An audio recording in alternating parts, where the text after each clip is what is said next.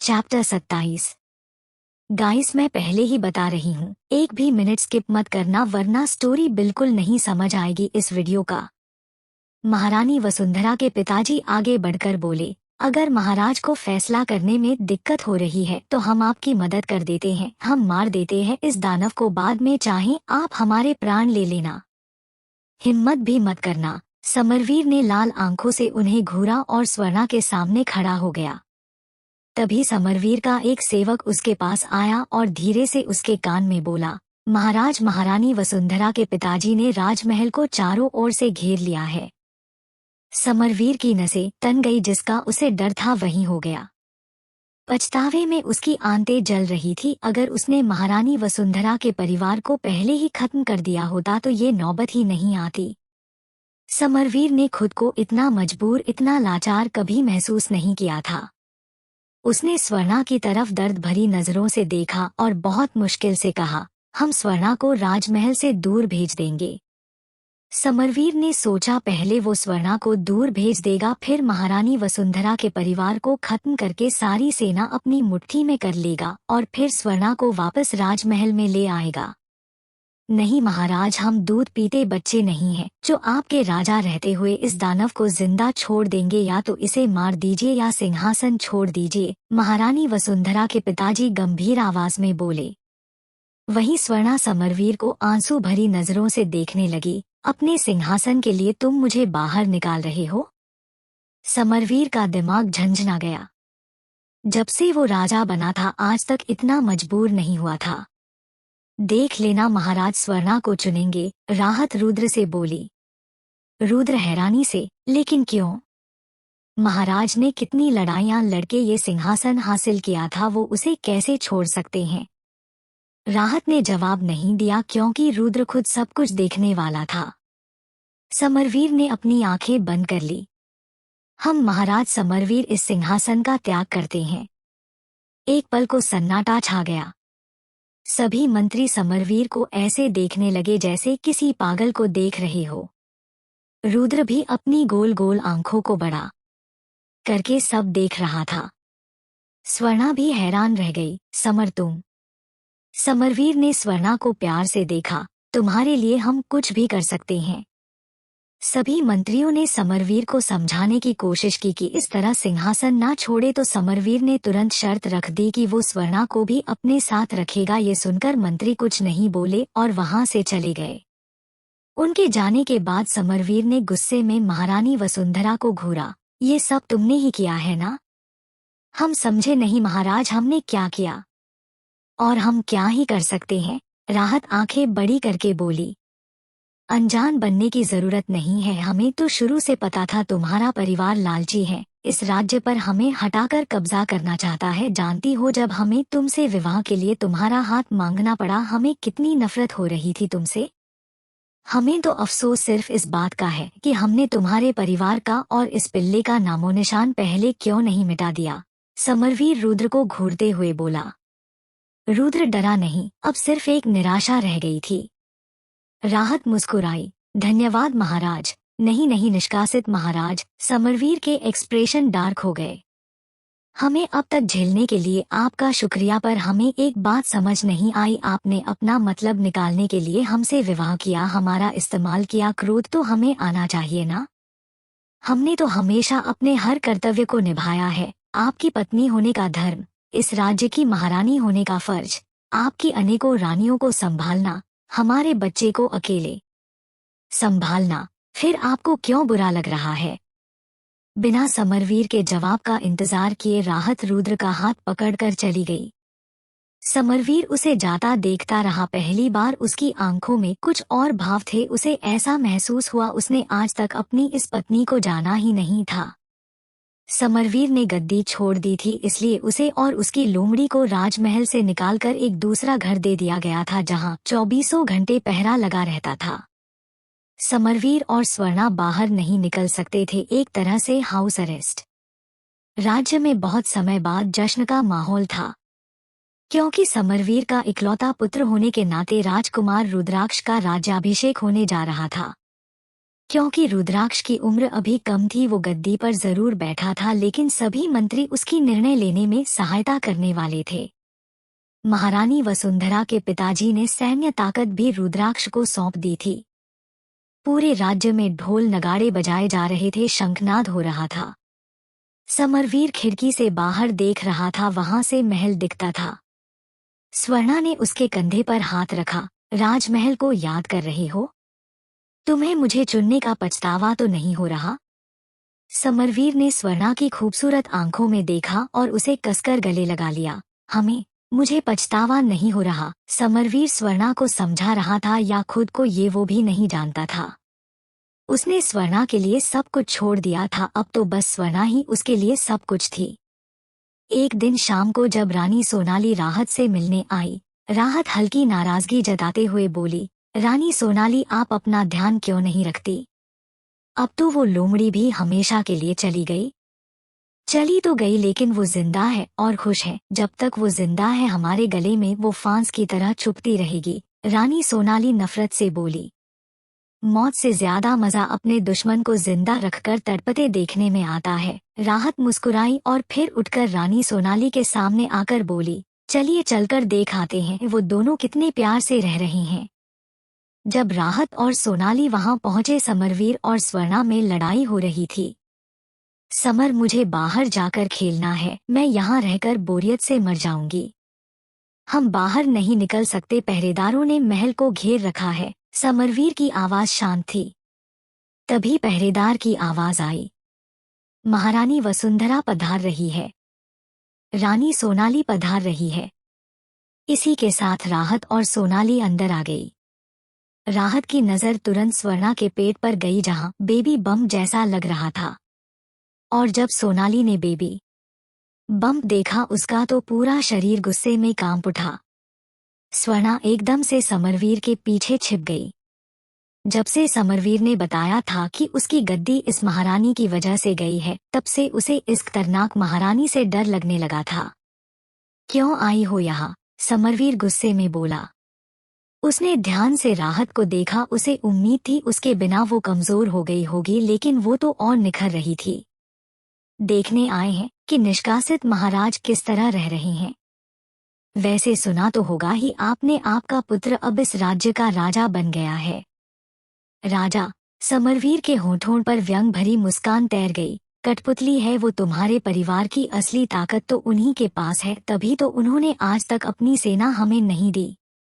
पर रुद्राक्ष को मिल चुकी है। राहत के कहते ही समरवीर के एक्सप्रेशन डार्क हो गए। क्या हुआ? झटका लगा?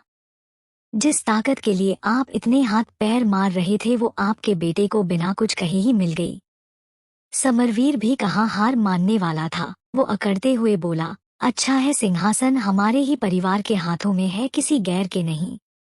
आप भूल रहे हैं, निष्कासित महाराज, किसी के लिए आपने अपना सब कुछ त्याग दिया है, अपना राज्य भी और अपना परिवार भी। इसलिए फालतू के रिश्ते जोड़ने की कोशिश ना करें और जो आपने चुना है उसी में संतुष्ट रहिए। वैसे भी अब तो आपके ऊपर रोक टोक करने वाला कोई है ही नहीं, तो करिए जितना प्यार करना है। राहत जाने के लिए वापस मुड़ गई। चलिए रानी सोनाली।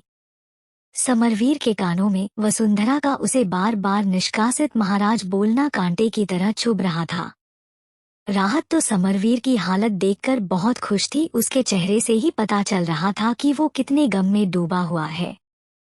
महारानी वसुंधरा, आपने देखा ना, वो लोमड़ी आज भी कितने सुख से रह रही है। उसका तो सपना ही पूरा हो गया महाराज के साथ अकेले रहने का। रानी सोनाली नफरत से बोली। राहत ने एक गहरी सांस ली। सोनाली नफरत में वो नहीं देख पा रही थी जो वो देख रही थी। हर प्रेम सच्चा प्रेम नहीं होता, सिर्फ हमारी नजरों का धोखा होता है। मतलब हम कुछ समझे नहीं। समझ जाएंगे, थोड़ा इंतजार करिए, राहत ने रहस्यमय तरीके से कहा और मुस्कुरा उठी। कुछ दिनों में ही जैसा राहत ने कहा था, समरवीर और स्वर्णा के बीच झगड़े बढ़ने लगे। स्वर्णा घर से बाहर निकलना चाहती थी, लेकिन समरवीर उसे निकलने नहीं देता था। इसी बीच एक दिन स्वर्णा का पैर सीढ़ियों से फिसल गया और उसका मिसकैरेज हो गया। समरवीर तो बौखला ही गया, लेकिन बच्चा नहीं बचा। स्वर्णा ने समरवीर के थके हारे चेहरे को देखा और उसकी आंखें, जिनमें उसके लिए फिक्र और प्यार था। पर स्वर्णा अब इस चेहरे से ऊब चुकी थी। अच्छा ही हुआ जो बच्चा गिर गया। कैसे उसे पूरी जिंदगी इन चार दीवारी में गुजारनी पड़ेगी सोचकर ही वो पागल हुई जा रही थी। स्वर्णा को लग रहा था कि उनके बीच जो प्यार था वो अब पकाऊ होता जा रहा था। उसमें पहले जैसा इंटरेस्ट नहीं रह गया था। उसने समरवीर के पैसे और पावर से प्यार नहीं किया था, लेकिन पैसे और पावर के बिना प्यार भी कब तक टिक पाएगा। समरवीर की शक्ल देखकर ही तो वो अपनी पूरी जिंदगी नहीं गुजार सकती थी। कई बार स्वर्णा ने वहां से भागने की कोशिश की, लेकिन हर बार पहरेदार उसे वापस पकड़ ले आए। स्वर्णा तो लगभग पागल हो गई थी और रोज समर से लड़ती। समर, तुम बदल गए हो, तुम मेरी भागने में मदद कर सकते थे, लेकिन नहीं, हर बार मुझे पकड़वा देते हो, तुम बहुत बुरे हो, हर समय बस अपने बारे में ही सोचते हो, स्वर्णा चींखते हुए बोली। समरवीर बस उसे देखता रहा लेकिन कुछ कहा नहीं। उसने सब कुछ तो इसी लड़की के लिए छोड़ा था, अगर वही लड़की उसे छोड़कर चली जाएगी तो उसका क्या होगा। उसकी जिंदगी तो मजाक बनकर रह जाएगी। समरवीर को कभी कभी यकीन नहीं होता था ये वही स्वर्णा है जो उससे चिपकी रहती थी। अगर वो किसी रानी के कमरे में 2 मिनट को भी चला जाए तो जलन के मारे पागल हो जाती थी। आज जितना वो दोनों पास है उससे कहीं ज्यादा दूरियां उनके बीच आ गई थी। समरवीर सब समझ रहा था कि स्वर्णा उससे कटी कटी रहने लगी है, लेकिन इसी कारण वो स्वर्णा को और प्यार करता, उसकी और देखभाल करता कि उसका दिल पिघल जाएगा। पर जितना वो स्वर्णा के पास जा रहा था, स्वर्णा उतना ही उससे ऊब रही थी। वो तो अब यहाँ से भाग जाना चाहती थी किसी भी तरह से। समरवीर सूनी आंखों से राजमहल को देख रहा था। वो पछता रहा था, बहुत पछता रहा था। एक समय था जब हर शीश उसके सामने झुकता था और आज सब उस पर हंसते हैं। उसकी पत्नी और उसका बेटा उसके दुश्मन बन चुके हैं।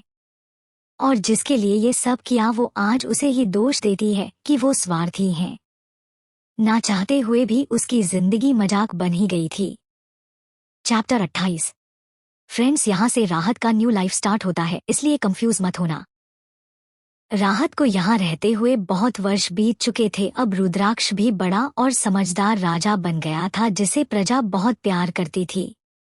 वही समरजय पैरालाइज हो चुका था क्योंकि उसके आंखों के सामने ही स्वर्णा ने खुदकुशी किया था, जिसके तड़प में वो आज तक बिस्तर से उठ नहीं पाया।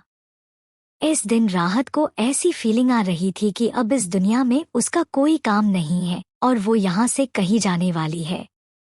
और एक दिन जब वो सोकर उठी वो दूसरी दुनिया में थी। इससे पहले वो कुछ समझ पाती उसके दिमाग में एक आवाज गूंजी। इससे पहले वो कुछ समझ पाती उसके दिमाग में एक आवाज गूंजी। अगर तुम्हें जिंदा रहना है तो सारिका की सभी इच्छाएं पूरी करनी होंगी। और इसी के साथ राहत के दिमाग में बहुत सारी यादें सैलाब की तरह उमड़ पड़ी। सारिका एक बेहद ही मासूम साफ दिल की लड़की थी जिसके अंदर छल कपट नाम की चीज नहीं थी।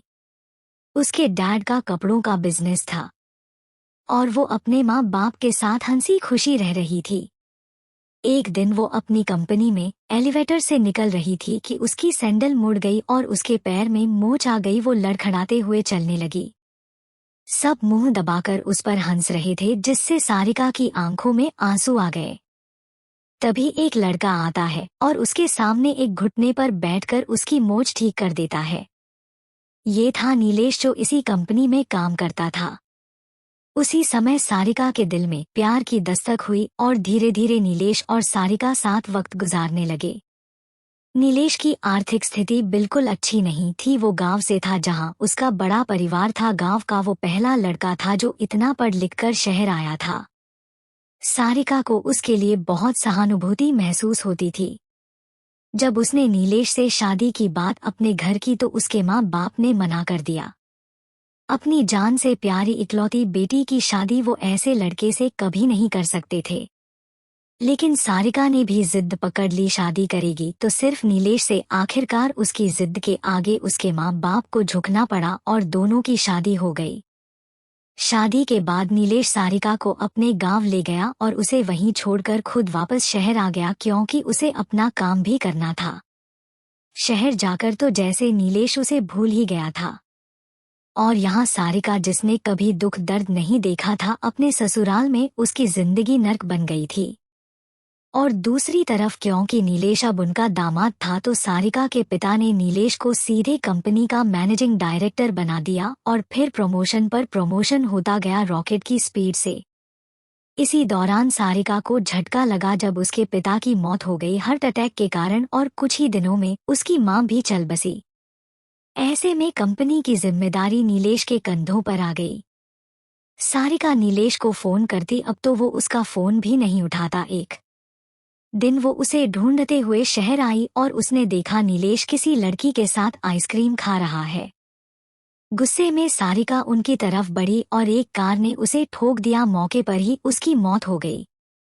आखिरी सांस लेते हुए सारिका ने देखा था नीलेश के होठों पर वो ठंडी मुस्कान।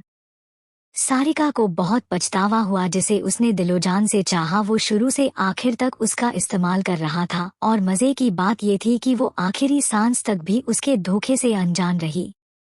सारिका की इच्छाएं थी, पहली उसके पेरेंट्स ना मरे, दूसरी नीलेश कंगाल हो जाए और उसे उसके किए की सजा मिले। राहत कंफ्यूज थी कि उसके साथ हो क्या रहा है, लेकिन उसने वो समय देखा था जब वो जिंदा लाश थी, इसलिए अब वो हर एक पल को जीना चाहती थी और जीतना चाहती थी। डोंट वरी सारिका, तुम्हारे साथ जो भी गलत हुआ है उसका एक एक हिसाब सूद समेत वापस लूंगी। राहत के इस लाइफ को जानने के लिए सुनिए reborn of unconscious girl season 2, जो थोड़ी देर में अपलोड होगा।